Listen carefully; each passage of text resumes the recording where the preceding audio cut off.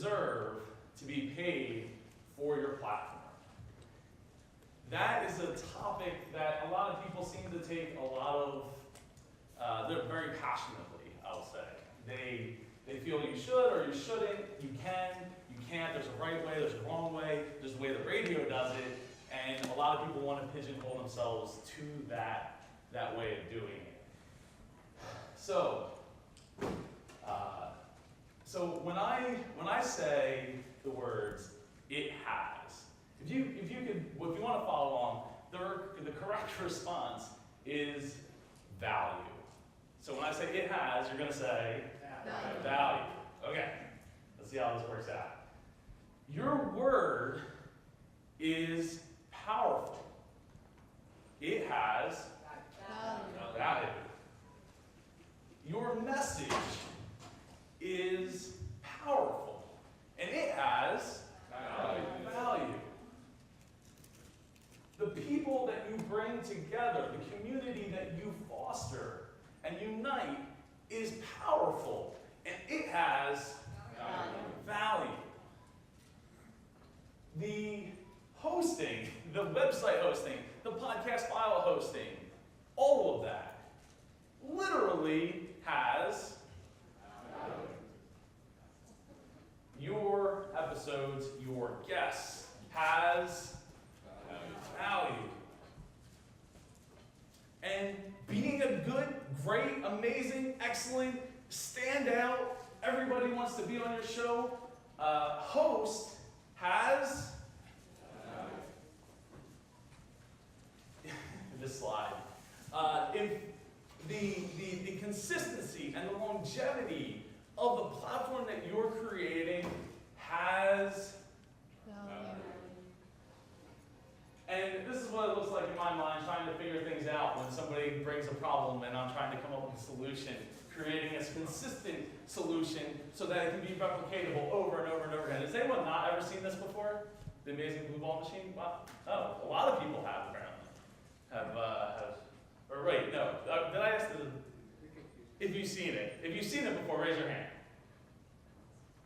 Okay, that's one person that has seen this before. This is incredible, by the way. It's actually like 4 of them stacked on top of each other to loop. So, and anyone that tells you differently isn't taking you or your platform, your audience seriously. Has anybody ever felt like that before? No, really? We're being sarcastic? I've been told like, oh, he has a little show. And it's like, oh, that's terrible. Thanks, appreciate that. So, that feeling is how I felt not that long ago. And hopefully, hearing what I just said helps you see the value that you are bringing to your guests and to not even just to your guests, but to the people that listen, to the people that follow, and the people that really believe in the message and your voice and everything that you have to say about it. So, why is everyone stressing out so much about whether or not podcasters should be able to charge their guests or make money in general? I mean, that was a topic, for years. It's just free. It doesn't cost you anything. You buy a microphone and you start recording. Well, if you're in my shoes and you get to the point where guest bookers are sending you messages, and in my case it was 5 to 10 a week. Now it wasn't 5 to 10 emails, it was like, here's an email with 3 of them, and here's another email with 2 of them, and it just kept going on and on. It was convenient for a while, and I see the light of why that would make sense, but at a certain point, you have to stop and say, are the guest bookers that are emailing me making money off of my platform? While meanwhile, I'm not getting paid anything. I'm not getting paid for the time, the effort, everything we just talked about that has value. And as podcasters here, I mean, how many people actually actively have a podcast right now? Raise hands. Most of the room. It's a grind. I heard not yet. Not yet? When? Well, probably next month. Okay. After I get my website. Set the date. Start making that date ready. Get yourself ready for that. And you won't be ready by that date, but you're going to figure it out as you go along and get better as you go along. But it's a grind, right? Episode after episode, week after week, coming up with new content, coming up with new guests, coming up with new ways to keep people interacting and feeling what you're doing, right? Keeping it interesting enough, because it's not just your quirks that people are going to be like, oh man, I love the way he says blah, blah, blah. That's going to make them want to keep coming back week after week. You got to have the content, right? You got to have the message. You got to have all those pieces together. So, are those people that are sending guests to be on your show, potential guests to be on your show, are they making any money? The answer is yes. Or as James Earl Jones would say, toast the goats. They are totally making money.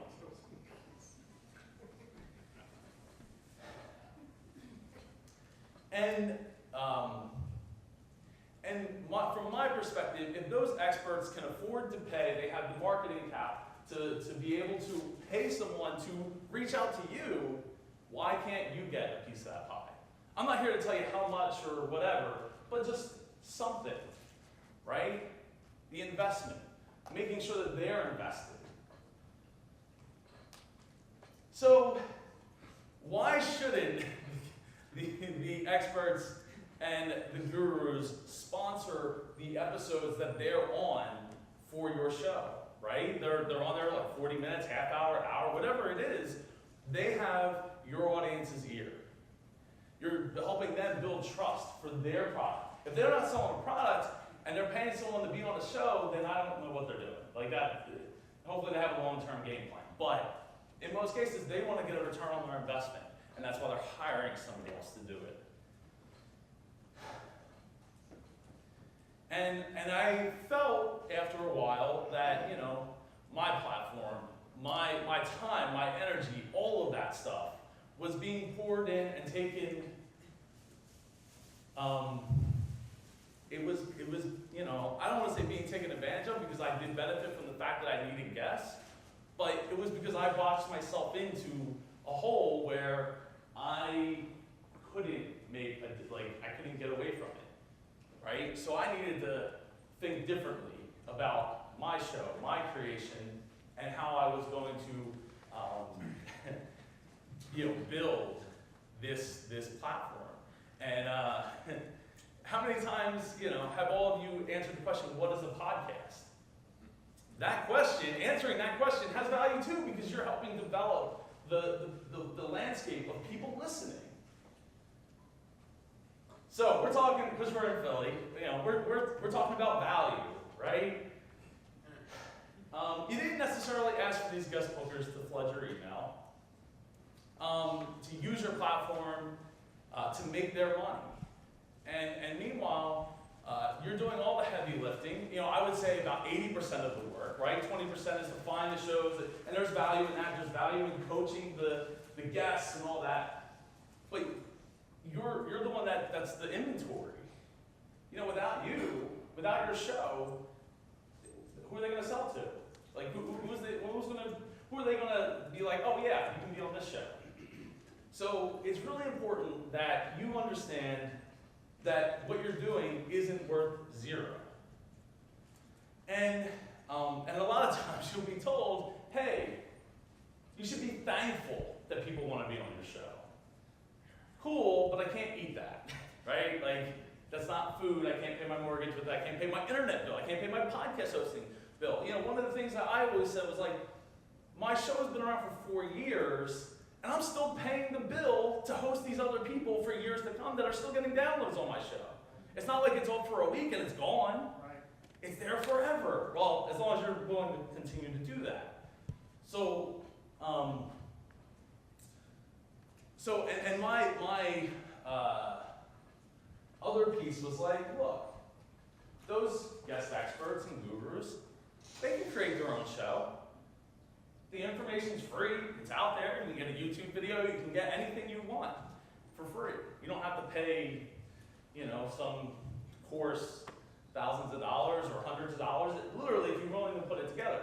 But they're trying to use your platform and pay someone else to use it. So you're stuck with the burden, and in my case, and I don't know how many times people here have had guests on their show where that guest shared it one time or less.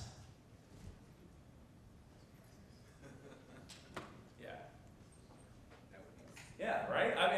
I'm getting chills just thinking about it because I've been in that same situation, and in a lot of cases, you're just a number. You're just another number show. They're not sharing it. They might put it on. There's people that'll put it on their website and make something of it and make it a piece of value for their people going forward, but not everyone will. In fact, in most cases, in my case, probably about half of them won't. And surprisingly, on the side note, it's usually the ones that, I was talking to Brent about this last night, it's the ones that you don't always expect that actually have the influence. They're not on every show. They're not trying to be on every show, but you got them as a guest and they shared it, and 15 people shared it from there, and they got close to 80 comments and a bunch of likes that a lot of people saw. But they're never on a show. They're never celebrated like that. So because of that, they say, oh, the guest is giving you an hour of their time, right? Meanwhile, you're the one recording, you're the one editing, writing the show notes, making it so that the show and the episode is palatable and to be found by other people. And putting it on the social media, paying for the hosting and for your website and for the podcast file.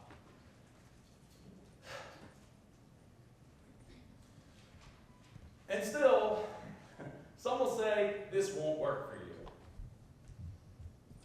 But as Hall of Famer, the Dave Jackson, has said to me in this conference, he said it before, but I got him to re-quote it for me while I was here. The only rules in podcasting are, does anyone know? There are no rules in podcasting. Absolutely. I love the shot, Dave, by the way. It's very fitting for him. And, to make my point, I wanted to point out, meanwhile, while some people are sitting there telling you that you can't make money this way or you have to make it this way, meanwhile, over on YouTube, you got Linus Sebastian, 6.2 million, 6.4 million subscribers, right? And 24,000 likes, 1,200 dislikes, almost 1 million views. I'm getting I bet you this video is probably closer to 1 million views by now. And the whole episode is sponsored by ASUS because he's installing ASUS routers in a house, or access points in a house. It's a sponsored content. It's still fun. It's still engaging because he's fun to watch.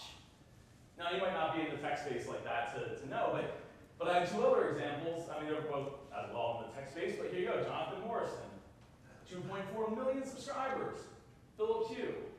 This episode is sponsored by Philip Hugh because he's talking about their charging or changing smart home lights. But he did it in a fun way where 219, 89, whatever that is, 200 dislikes, 84, I'm getting numbers, it's lunchtime. 8,400 likes, right? So people are responding to it in a positive light. Now what I should do is I should have showed you the one where, did anyone see that new Dyson vacuum came out? Every YouTuber had a Dyson vacuum, the new Dyson vacuum on their show, and a lot of people were very upset about that. And I understand why. Because most people were going out of their way to make content to make it that they didn't normally make to fit that mold. But they made that money. And yeah, it got dislikes, but people didn't unsubscribe like that. Because they know that people still gotta make money. Here's Austin Evans, right? 3.2 million subscribers, 300,000 views, 10,000 likes, 400 dislikes. And this episode, thanks to Drive Savers for sponsorship. For sponsoring this video.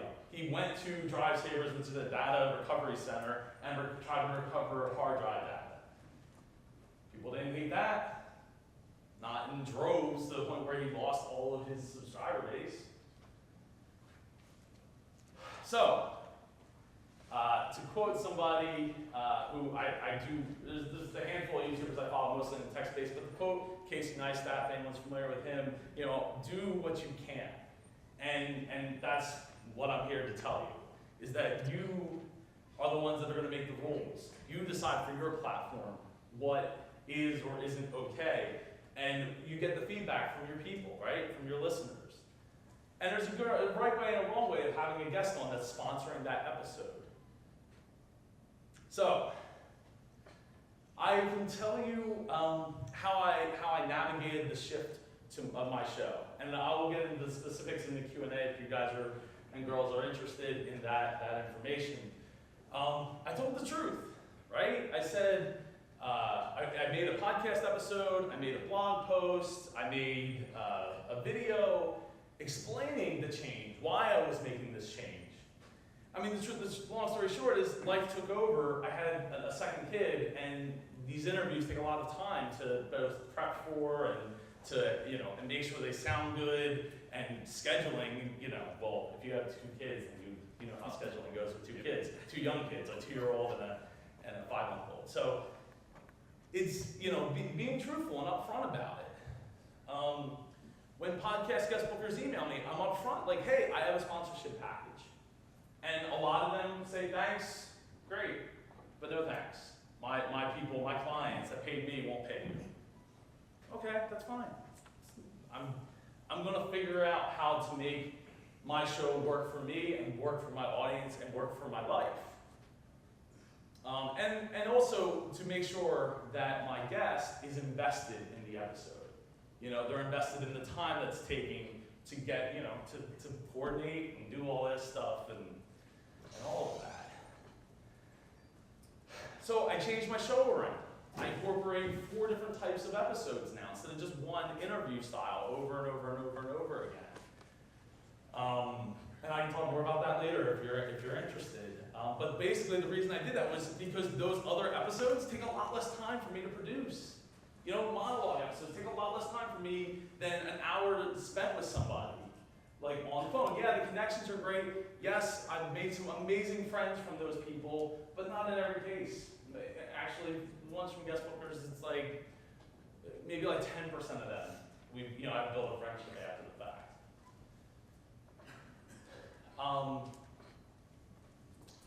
But the idea behind changing the show was to promote me and promote my business and my services and my expertise rather than just my guest.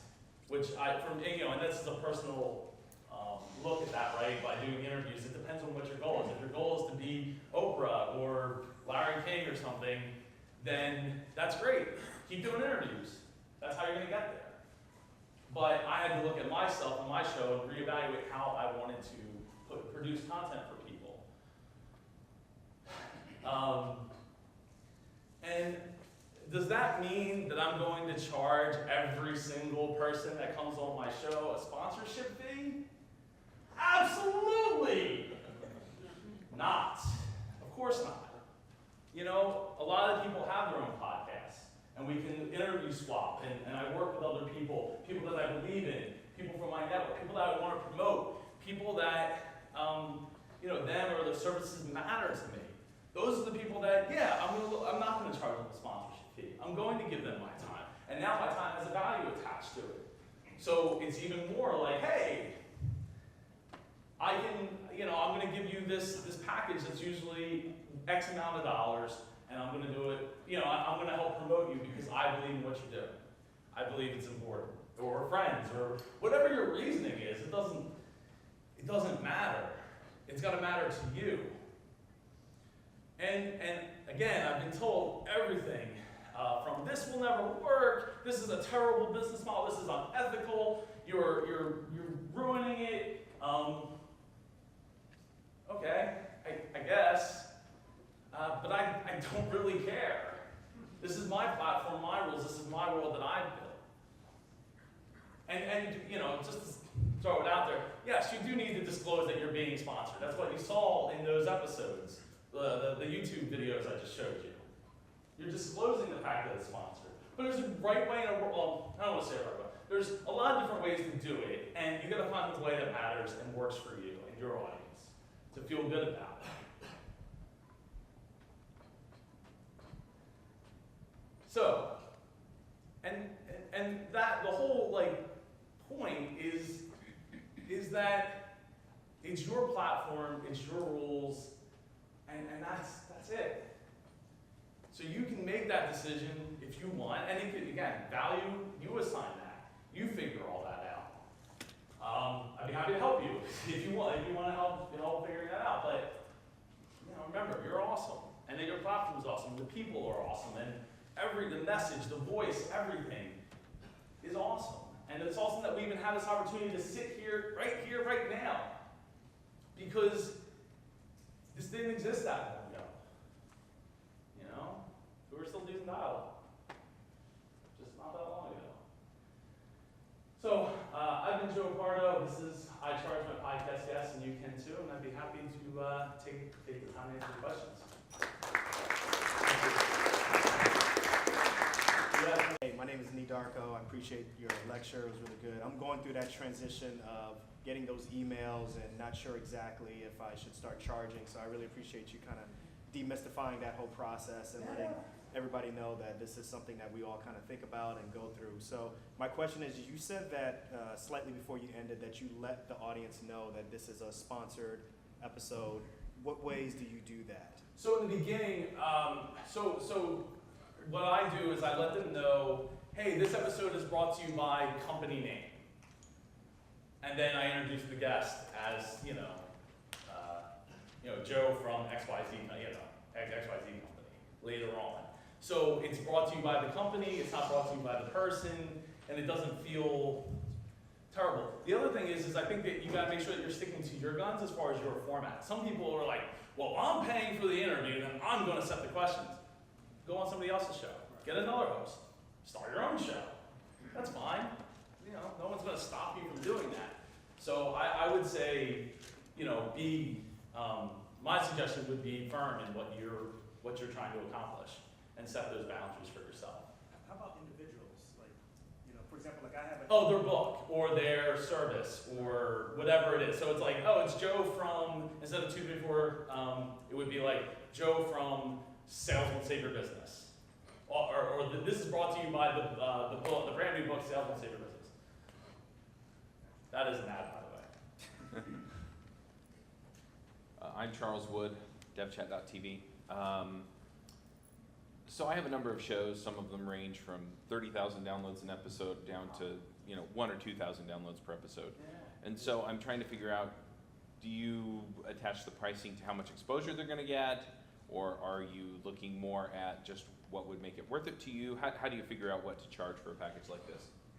I mean, the best thing is to charge something.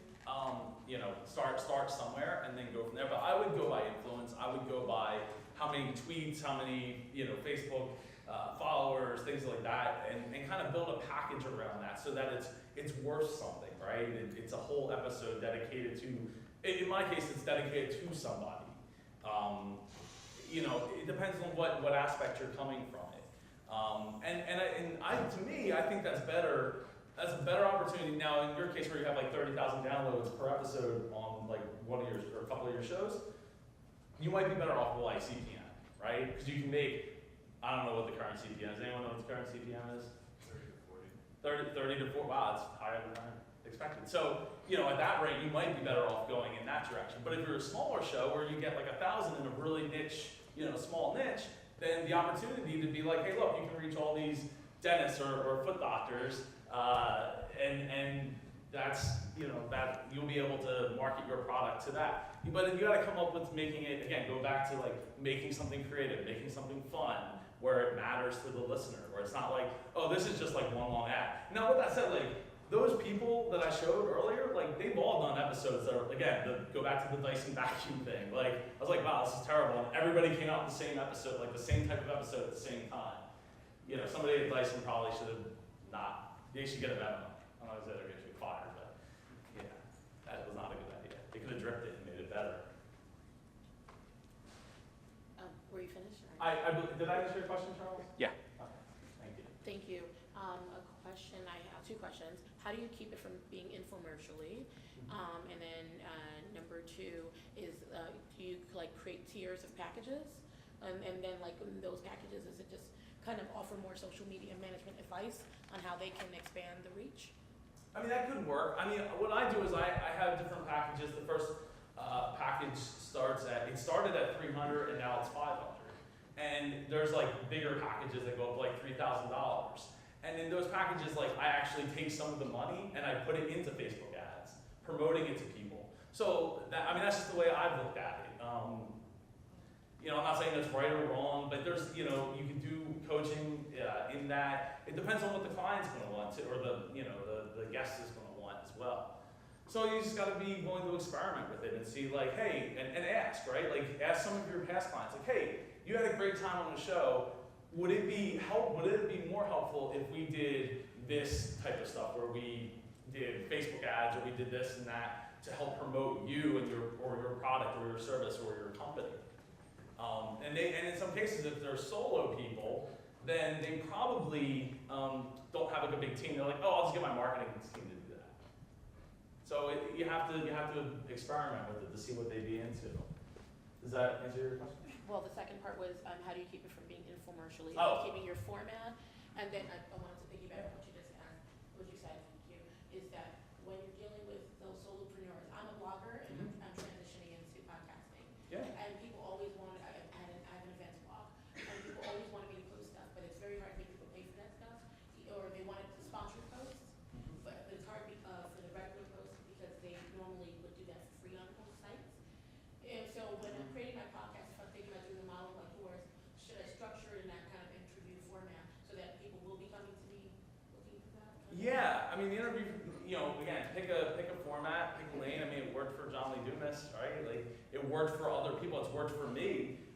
People who come to my show, it's a set amount of questions, but they, you know, I run through it like a conversation. So, find you know, you got to be able to play and experiment with it, and sometimes you got to take a risk, right? Sometimes you got to be like, well, Dyson wants to give me a bunch. I review laptops and cell phones, and Dyson's going to give me a bunch of money to do a vacuum review. So what am I going to do? I'm going to throw dust all over my room, and I'm going to vacuum it up with this Dyson, and we'll see how well it did. And it's like, yeah, but you don't do that, right? Like, you're not doing that with laptops or cell phones or anything. So it's a totally different style video, and you know what? People are going to hate it, but people probably aren't going to subscribe because they know you got to get paid. So you got to find that middle ground, right? You got to find that authentic middle ground where it doesn't sound like an infomercial. Make it, in my opinion, I would make it more about the guest at that point than like the service. About the, you know, it's like marketing. There's probably a marketing term for it, but like marketing through obscurity. Is that like a, you know, through authority, helping them build authority so that they feel like they can trust that person. Yes, hi, Super Joe. So Clay, How you doing? Clay Grossman, Fish Nerds, son? Fish Nerds podcast. you don't need no stinking I don't microphone. need it. I got a belt. So, hey, question. So, I've been saying for years, everyone makes money on my show except for me. You and I had this talk last year at MapCon. Yes. And so, now I'm at a point now where I'm getting 4 or 5 a week of people saying, hey, can I come on your show? Can I talk about my book? But when you reach out to people, the people you want on your show, are you reaching out to them and like saying, hey, I want you on my show, give me $500, or are you saying, hey, come on my show? What are you doing? How do you approach people? No, I am not doing that, right? So I'm glad you pitched that. I don't know if you did that on purpose, but thanks for softballing it in for me. No, I don't go out and ask people to be on my show. It's not a business model. It could be a business model for you if that's how you want to, you know, make your money. Like, it's something you could work into it, right? For me, it was just like, how do I justify this, like, 3 hours or 4 hours of time that I'm going to invest in this? Plus the platform, plus the audience, plus the plus, right? It's up to you to decide, like, how much that is and how much you're willing to pursue it. To me, like, I was like, oh man, I have all these people emailing me. You know, with that said, like, I didn't go back and say, well, I know I have like these 20 guests scheduled for the next like 4 months, 5 months, or 6 months, whatever it was. Let me go back to them and say, oh yeah, now it's going to be $300.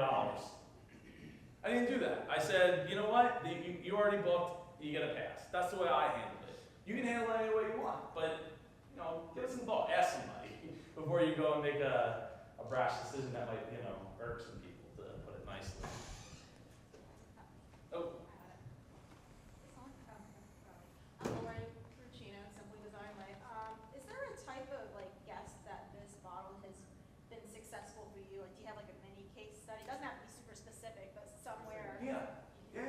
So we had a guy who wanted us to promote his book.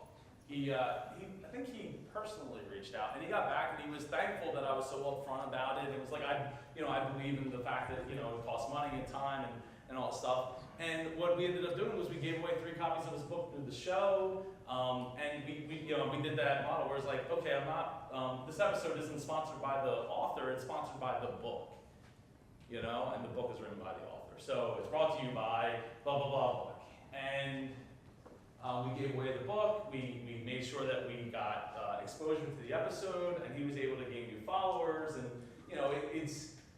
everyone's going to be nervous about it, but at the same time, people, again, are willing to pay to be on shows, your shows. Does that answer your question? Yeah, so basically from that instance, it's the book sales that you were able to.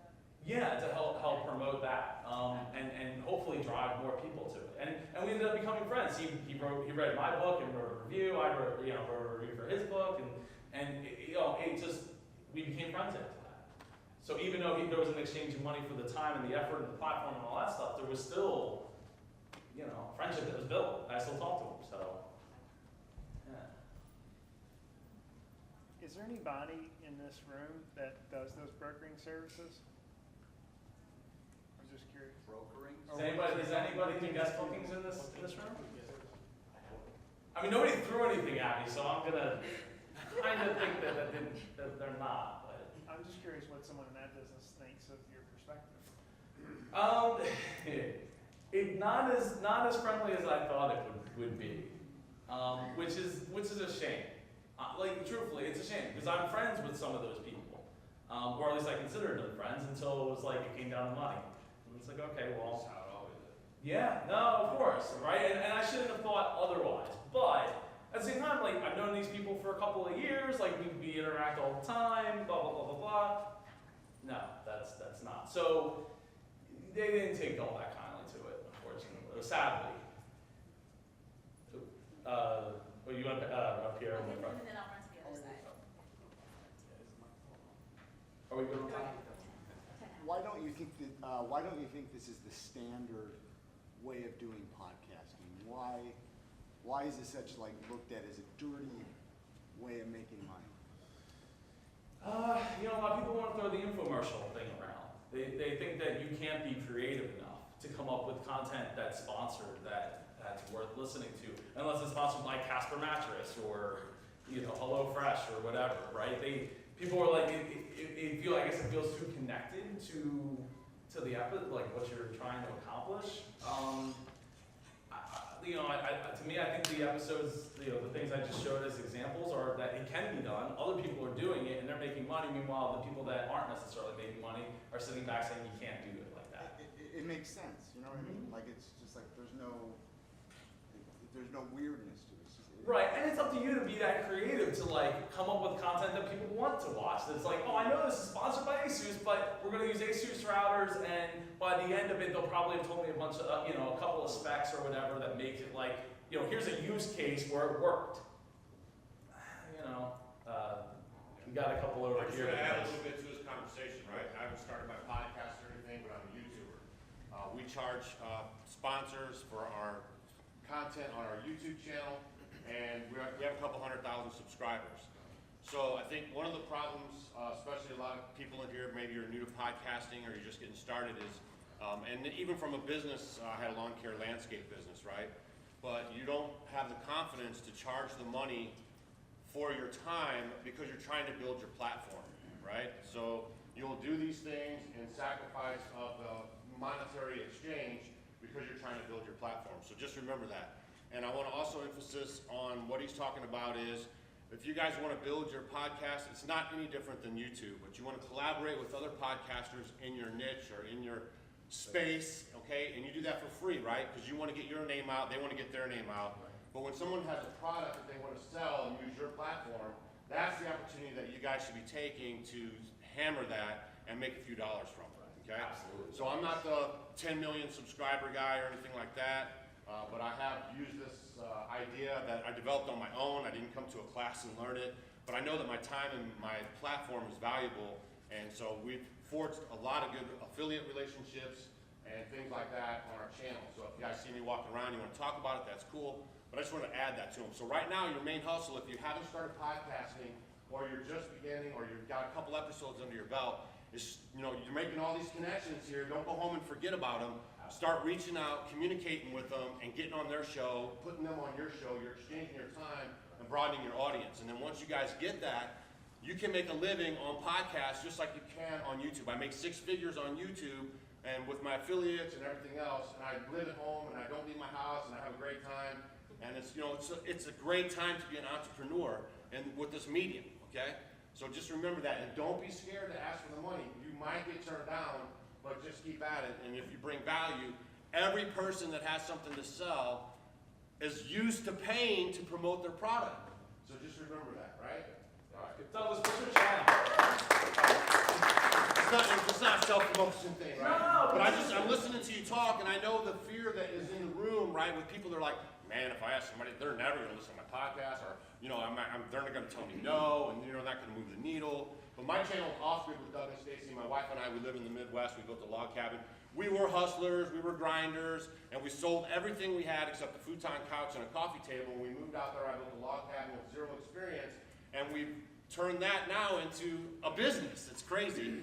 And so we're just having fun doing it, but I just, you know, I was a new guy, you know, creating YouTube videos, trying to learn all this stuff by myself, and I wish, like, YouTube had these mentoring type situations. They really don't have it. Like, they have some things, but like VidCon or something, right? But you go there, it's like a bunch of screaming 18-year-olds.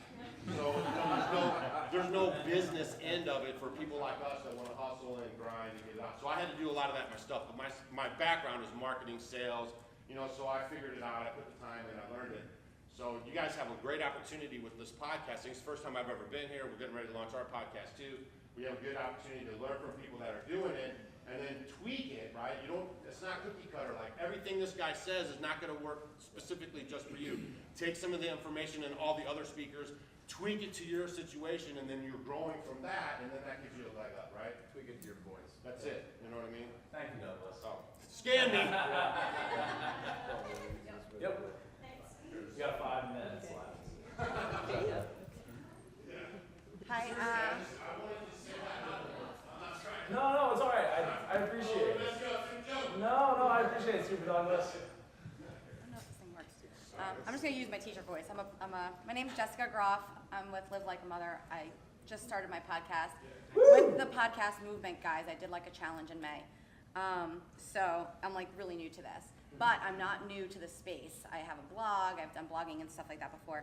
But my question is, as a brand new kind of person, I often struggle with, like, do I sit down and take the time to create this media packet where I'm like, you know, here's what I can do, and like have this fancy media packet to hand over, or do I just get out there and like start asking people and talking to people? I like struggle with that. Put something in writing. You know, you don't have to create a fancy media packet when you're getting started, but also make sure it's on point with your brand, right? Like you obviously have a brand or blog and all that stuff, so make sure it's on point, but it doesn't have to be like, you know, 10 hours worth of work. It could be as little as like, let me put it into you know, like a Word document as far as like an outline, and then take that outline and put it into just like, you know, Keynote or PowerPoint, and just make like 1 or 2 slides to explain like, hey, these are the packages that we have, you know, and this is what I have to offer. And in your case of having the blog, make sure you're including that blog, like those hits to the site as somehow, some way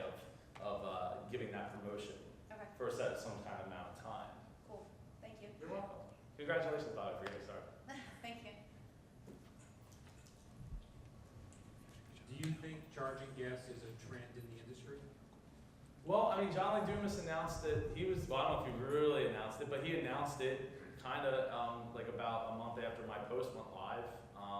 And there was actually somebody who told me that there was a guy who charged $37. It was like 2 years ago, Podcast Movement, and he got known as the $37 guy because he wanted $37 because like every time he'd have a guest on, there was a lot of times where there would be no shows. So if you charge $37, like, they show up. They're invested. You know, it doesn't have to be hundreds and hundreds of dollars. It could be as little as, you know, $30, $20. I mean, yeah. Hi, I'm Denise Smith, and I've been doing a podcast for a long time, and oftentimes we do charge authors, like you said. But a lot of times, like you also said, they get very insulted and they're like, look, I've been on the Today Show and they don't charge. Oh, yeah. It's a little easier for me because I said we're a nonprofit, so you're supporting a cause. It's a show about addiction and recovery. But I could be going after a lot more people, but I kind of wait till the press requests come to me. Should I like go out and really look for these authors on my own? I can say You hi, could. or like how do you, should I be more proactive maybe in doing that? On a scale of 1 to 10, how confident are you in the results that you can get for those authors? Well, it's very niche, so I think we can, but my background is more in radio. Sorry, podcasters, but. That's all right. So with radio, I always learn, so I have to relearn, it's frequency, it's frequency, it's frequency. So if this is a one-time interview, yes, it will go into the archives, but, you know, a one-time interview is But hard. it's longer than like a 5-minute stint on a radio show, right? And a radio show might be 4 hours, right? Or 5 hours, 4 hours, something like that. We have to stuff. But yeah, I would, to me, like you got it's their voice, their, you know, the listener's ears. And that level of authority and authenticity can come across in such a way where like, oh, I want to make sure that I pick up this person's book because I feel like I know them. And in that case, I would set, you know, to me, I'm always about like more like, what's the story behind the thing rather than like about the thing, Okay. right? And that's Emily. And Yeah. I was always told, sorry for interrupting, I was always told not to ask for too cheap, because then it cheapens what you do. Ask for too cheap. Like $37 a spot. Yeah, I mean, it depends on how much influence you can bring. I would say start at a rate that you feel confident in asking, and then go from there. You know, you get 1 or 2 people booked, and you're like, okay, let me raise it $20, $50, $100. Right. It doesn't have to be $10,000. Like, And get testimonials maybe from them saying they sold books. yeah, absolutely. Yeah, making sure that you're out in that because it's a sales pitch at that point, even though they're coming to you. And that's awesome, and that's a note to what you're doing, right? That's a testament to what you're doing. So it's a matter of, should you go in after them? If you have the bandwidth to do it, and feel like you have a way of interviewing that doesn't feel like they're just pitching a book the whole time, and you can control it as a great host, I would say, yeah, if you have the bandwidth to do it, I would do it. Me personally, I don't have the bandwidth to do it. So like people still send me these you know, can I be on your show? And I'm like, yeah, but here's the sponsor, here's the deal, right? It's usually people that have written books about their experience, so then they tell their story, and within it, I'll say, and they also wrote a book.